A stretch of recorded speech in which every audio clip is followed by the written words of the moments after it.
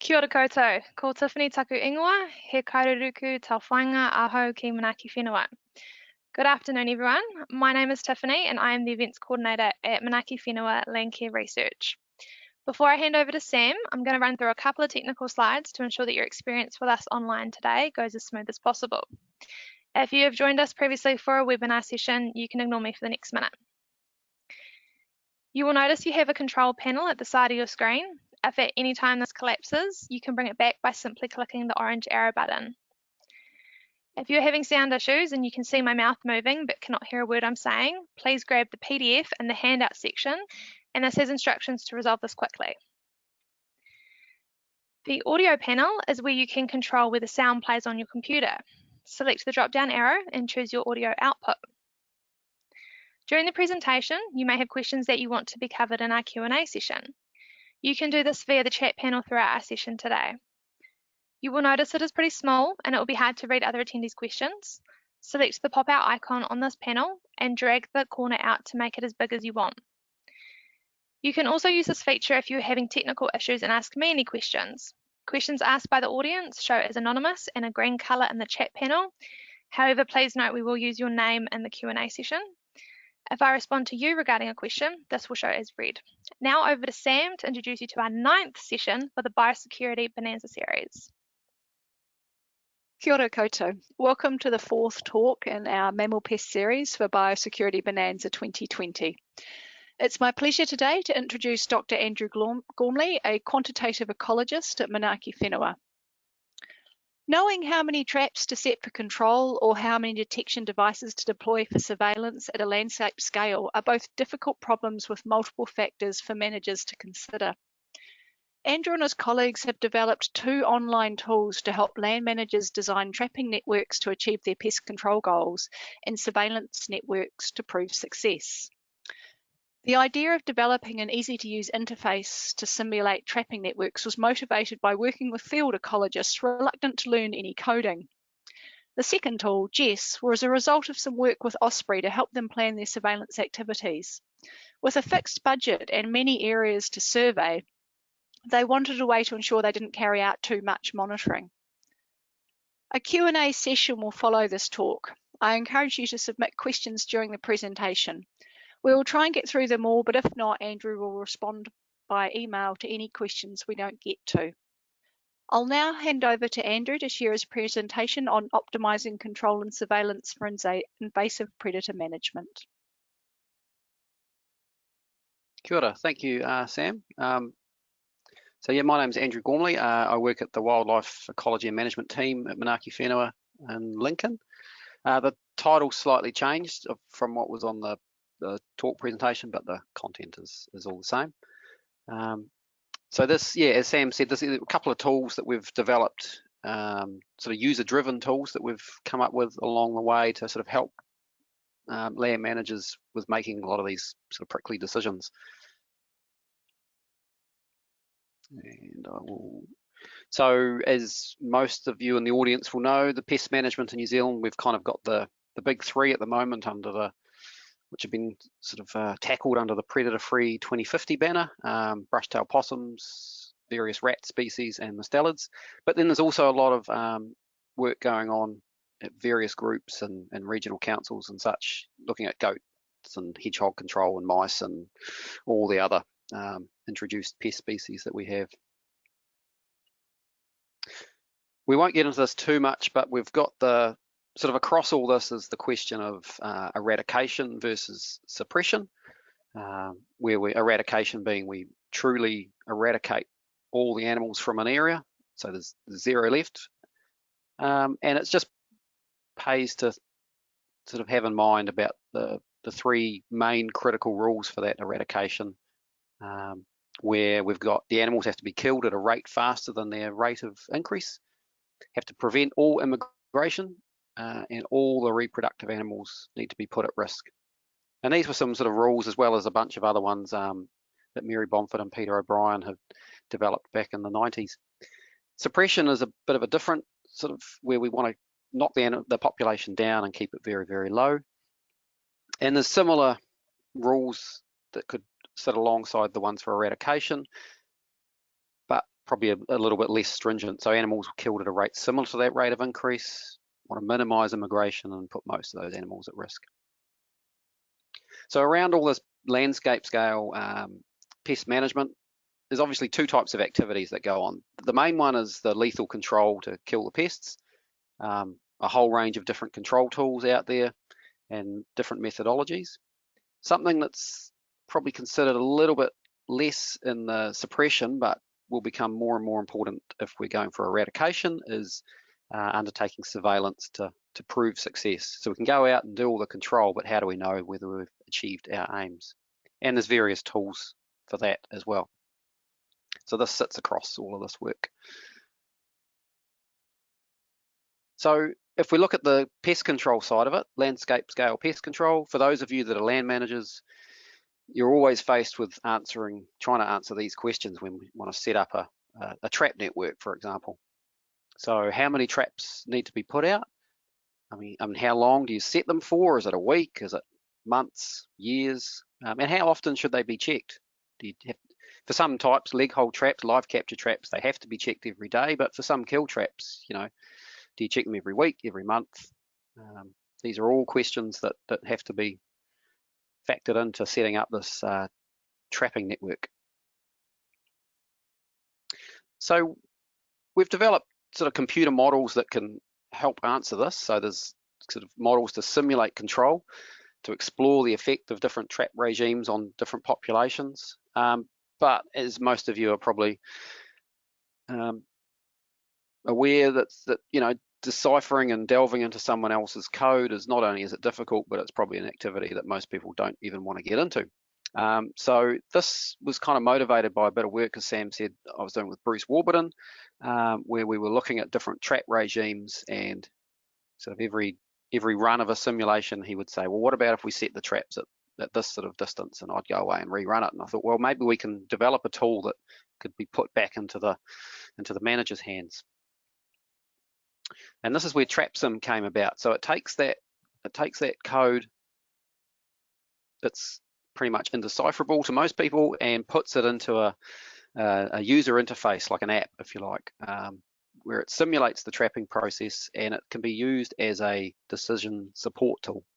It's not ever intended to say, well, this will be the truth, this is what's going to happen.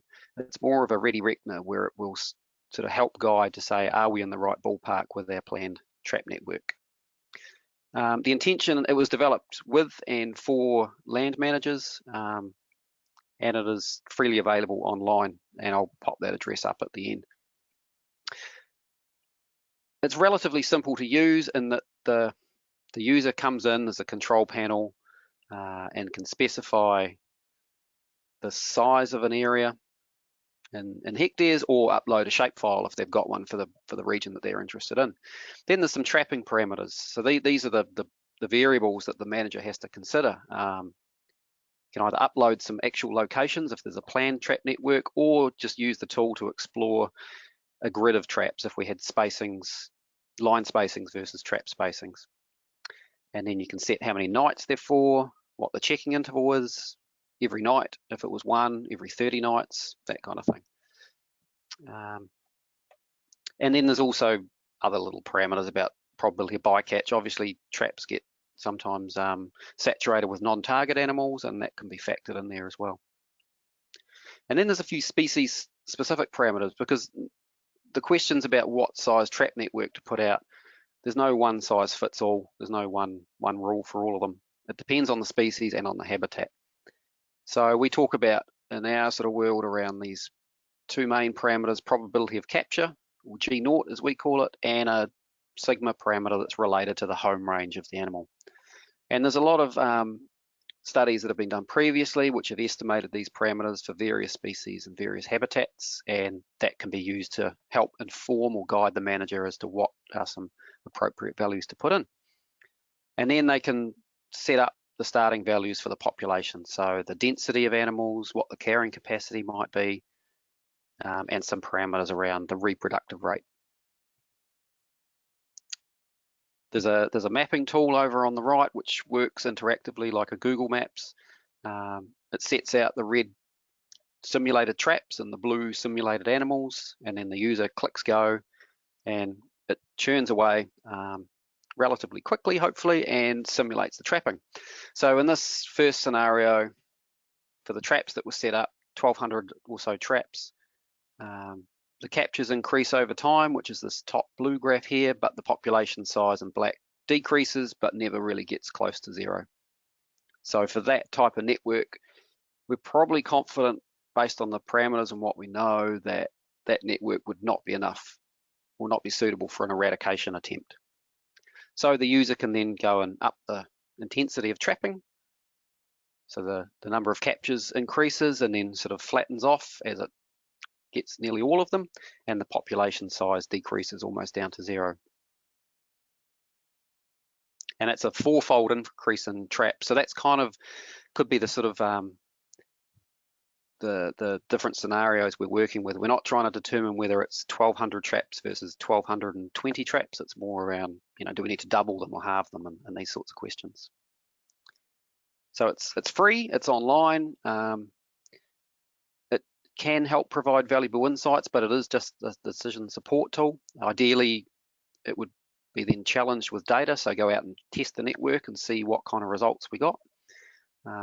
It is a simplification of reality, but it still is hopefully providing some useful decision making, or at least helping answer some of the questions that are still outstanding. There is current work to go on to include lots of other factors: immigration, habitat differences, seasonal effect, as well as costs of control. I can just quickly go to, so this is the app itself. It's relatively straightforward, hopefully, as long as a shapefile has already been collected, derived by the users. For example, here is around Cargill in Dunedin. You can sort of zoom in and out and turn off the traps and turn off the animals, and this is the boundary, and then test it, set up the parameters as we showed, run it, and then it takes a little bit of time, but hopefully the results will come up, and that's showing that for that network of 1,000 by 500 meter spacings, it's not nearly enough to knock down this population.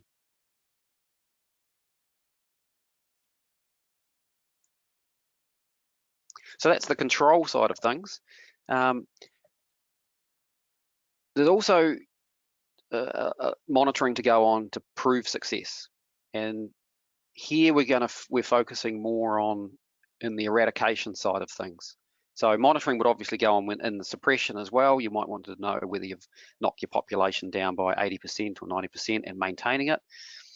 But the next tool we've developed is more for the eradication side of it, and it's to say, well, just because we go out and we look and we don't detect anything, how confident can we be that the pest has been eradicated or not? So obviously, if you go out and do some surveillance in principle and find the pest, it's not eradicated. So that leads to doing more control, whether it's starting from scratch or just doing some targeted control. That's a different question. Where we're interested in for this tool is to say, well, what happens if you don't detect the pest? Has it actually been eradicated? Is it absent from the area? Or is it just that we didn't look hard enough for it? There's an old adage that absence of evidence is not necessarily evidence of absence, and that's kind of the principle that we're working with here.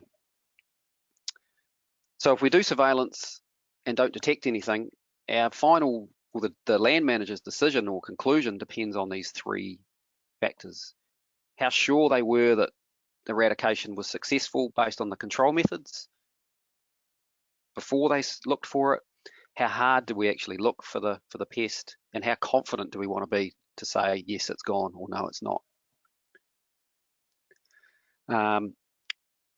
So the only formula in this whole thing, but it's Bayes' theorem, which has been used in a lot of different areas.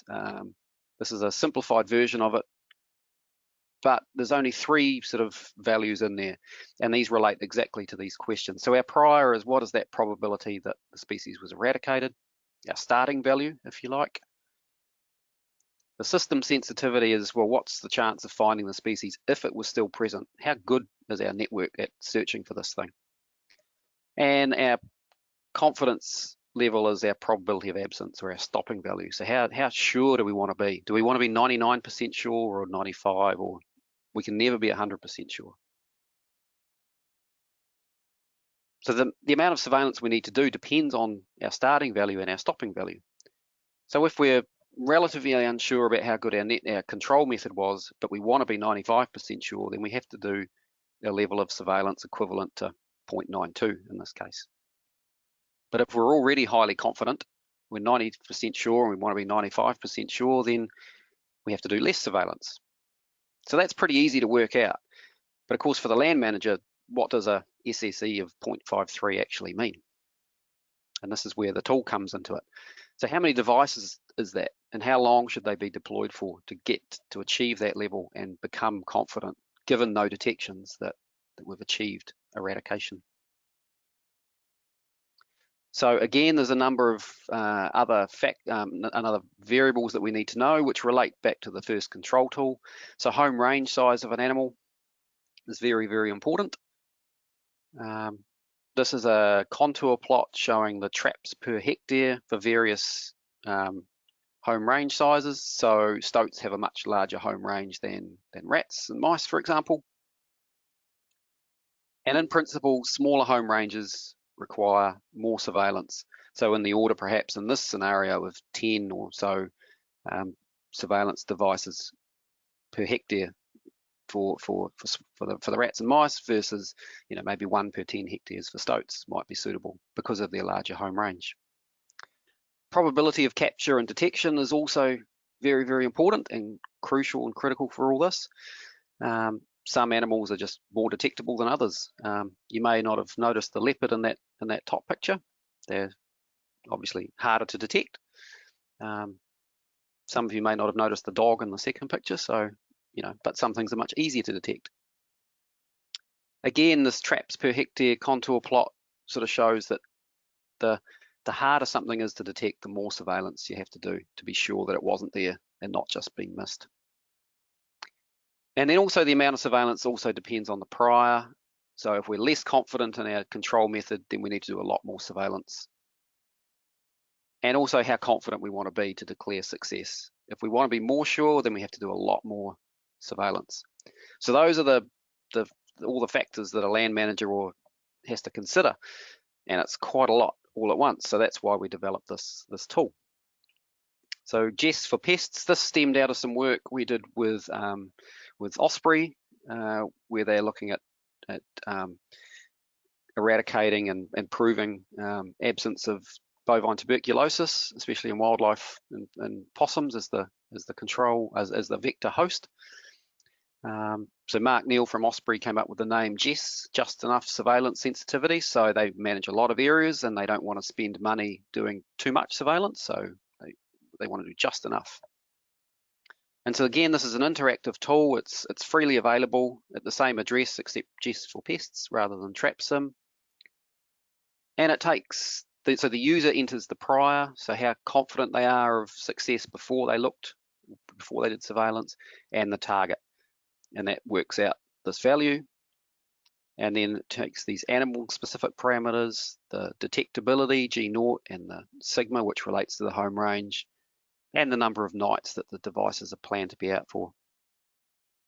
And from that, it turns all that into, for this area, how many devices would need to be put out for that length of time. And then the manager can go away and plan their network and say, well, if we put 500 by 500 meter spacings, we want to get 180 devices, but we only actually get 34, and we don't get anywhere close to our 0.95 level of confidence that we want to get to. So they can just change the parameters, the values, and say, well, what if we put them 200 by 200 meter spacing? And in this scenario, for that detectability home range size, it would suggest that they will achieve their 0.95 level of freedom. So JESS is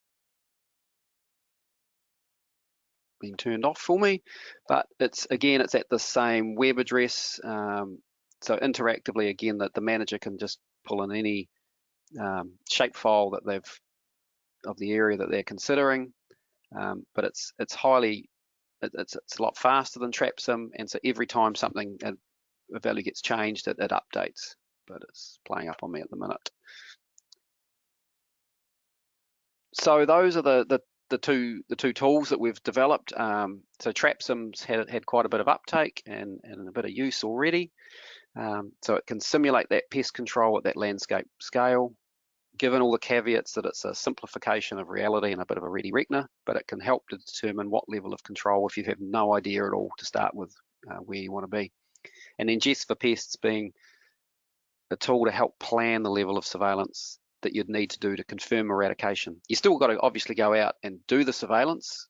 And again, if you detect something, you know that the control didn't work as well as planned. But if you don't detect anything, then the data would have to be analysed anyway. And we've got other methodologies for doing that. But these are the two planning tools. They are simplifications of reality, and there are more sophisticated methods that colleagues have developed. But generally, they would require the land managers to work alongside the researchers and rerun the models under different scenarios rather than something that's put into their hands for them to use it as a first step. So it is a useful first step to narrow down the range of scenarios that you might want to explore in these more sophisticated models for planning these control and surveillance activities. And that's, yeah, I just want to acknowledge this is a large number of staff that I work with at Manaaki Whenua Landcare Research, as well as Dan Tompkins from Predator Free and Campbell Leckie at Hawke's Bay, who was initially one of the main people driving the need for TrapSim and how we could apply it in the regional council context, and then Kevin Cruz and Mark Neal at Osprey around the JESS sort of tool. And also mention that Dave Ramsey and Michael Scroggy in Department Land and Water in Australia, we're working with them as part of the Centre for Invasive Species Solutions to take these tools and put them in a more coherent framework and a package of tools that would be available for not just in New Zealand, but also internationally. So with that, I'll hand back to Sam is there any questions? Hi, Andrew. Yeah, thanks for that. That was a fantastic talk. We've got a few questions to get through. So we'll start off. Sam Heltane has asked, are any of the R scripts that drive TrapSim Shiny app available anywhere? They're not stored anywhere at the moment, but I think they probably could be made available. Yeah, I'd have to. If they want to send me an email to that address below, then yep, we can chat about that for sure. Yeah, I think you'll get a copy of these as well. And Anna Freelander wants to know, can you recommend parameter settings for different pests and for amateur landowners looking to use your tool, or is there an easy to follow reference for this online somewhere? Yeah, so this is something that comes up time and time again. There is a lot of work going on at the moment. Some colleagues of mine that are putting trawling through all the research and literature that's either been published or still sitting on people's desks around these various detectability home range parameters for different species and different habitat types, and putting it all together into one place. I think there's a draft paper or report that's relatively complete but not quite out yet. But so yeah, it's at the moment it's a little bit of a watch this space. There is some guidance around. We're wanting, as part of the development with the Centre for Invasive Species Solutions, to sort of package that along with the tools and say, well, when you're deciding on what parameters to put in, have a pop-up box to say, well, these are the types of parameters that people have estimated previously. So yeah, because they're definitely crucial sort of values to put in. If you have a play with the tool, you'll see that changing them by a small amount can sometimes change the planned network quite a lot. Yeah. Great. Gabe Hayes would like to know, do you have a model for bait stations and bait take? Yeah, that's a good question. For the control side of it, no, at the moment the TrapSim's been just developed for trapping. Part of the extension work is to look at it for So whether it's aerial baiting or whether it's bait stations as well. So that's something that needs to happen. I mean, in principle, if you have an idea about what's the probability of an animal coming into the bait station and taking that bait that's inside its home range, then yeah, I'd have to think a little bit about that, but I think that's probably doable. It might even be a parameter that comes out of the work that Rochelle and Georgia are doing to put all those detectability home range parameters together. Yeah. Great. Sorry, Alicia Warren.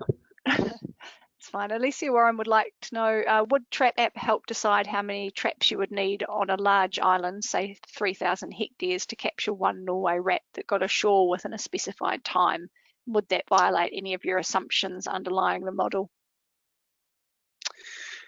No, that would definitely be a use of the model. You could specify the area, and within the TrapSim there is you can just set it up with, you know, set it up with just the one animal.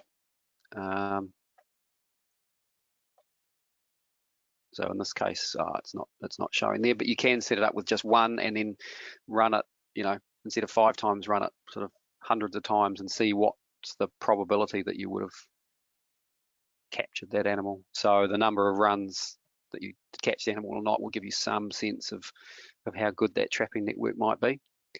The only caveat, I guess, with all of that is that the home range of a single animal on an island might be quite different than the home range size of individuals when there's a population of other animals around them.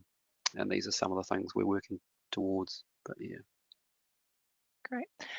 So Dan Tompkins has asked, in most contexts, a single tool or approach is insufficient for eradication. Are you planning an extension of TrapSim that accounts for the fact that any one approach normally can't get all individuals, and allowing assessment of a combination of different tools and approaches? Yeah, certainly. Yeah, that's a good question. Certainly if we just pop up to TrapSim at the moment, there's only one space for putting in the trapping probability parameter. The home range won't change depending on different control methods, but certainly the trap probability will. And that's a little bit of extension work, the sort of stuff we're doing with Dave Ramsey and Michael Scroggy over in Australia. Yeah. So at the moment, it's not in there, but it is planned. Yeah. Great. And certainly, yeah, that's all that. And just a follow-up question from Dan. For JESS, what would you do in cases when no one tool can detect all individuals, i.e. using traps but not all individuals in the population are trappable? Yeah, I guess that's a similar question. So we've got, it is based on just the one type of detection method, but obviously in practice that's not what goes on. People use cameras and shoe cards and all sorts of things. So that's again the next cab off the rank in terms of development. How we would partition the population into those that are, we would need to have some sense of what proportion are trappable by, or untrappable, I guess, or undetectable by certain device types, and that will be the challenge, I think. Yeah. Right. So Molly Hayder has asked, is the underlying model for TrapSim Bayesian or something else such as agent-based modelling? Oh yeah, so TrapSim is an individual agent-based model, which is why it takes a little bit longer to run when you hit the go button, because it's having to simulate it's having to calculate the probability of capture between every animal and every trap. So the more animals you simulate and the bigger your trap network, the slower it sort of grinds away, which is some of the work that we're doing to make that more efficient. So yeah, no, it's simply an agent-based model, not a sort of a Bayesian updating. Yeah. So Shane McNeil has asked, would TrapSim work in an urban or semi-urban environment? Yeah, well, that's a very good question. This is, I guess, what we've been working with Predator-Free Wellington on their Miramar sort of eradication attempt, and TrapSim was used initially as one of their many decision-making methods about sort of planning the network and those sorts of things. But it's certainly an active area of research about what animals' home ranges and behaviours will be like in urban, suburban versus forest. So I think it's still a little bit uncertain at this stage, I would say. Yeah. Great. I mean, TrapSim makes a lot of assumptions anyway that all animals have a perfectly circular home range, and that's probably good enough in some environments, but certainly in urban stuff it might fall over. So Graham Hickling has asked, is the shapefile limited to just the outer boundary, or can it be used to map patches of habitat and non-habitat? Yeah, so at the moment, it's for TrapSim, it's just it treats the whole area as a homogeneous single sort of habitat type. Again, that's the next piece to develop, is to have habitat specific sort of areas within there, and so whether that's 2 different shapefiles or whether it's based off a land cover database, still a little bit unsure. And I guess the more part of the tension is the more complicated we make the online user model, the more parameters the user has to put in there. So it would be home range for different habitat types and all these sorts of things. So it sort of expands the amount of decision making that the manager has to use, but then that's the reality of it. So not yet, but is coming. Right, so Graham Anderson would like to know, did JESS have a choice of increasing time needed to achieve 95% if you could only afford a limited detection device density? Yeah, so because JESS is Bayesian, you could, I mean, this is the sort of the principle that Osprey work on as well. It's sometimes too difficult or too expensive to survey the whole area within one time period.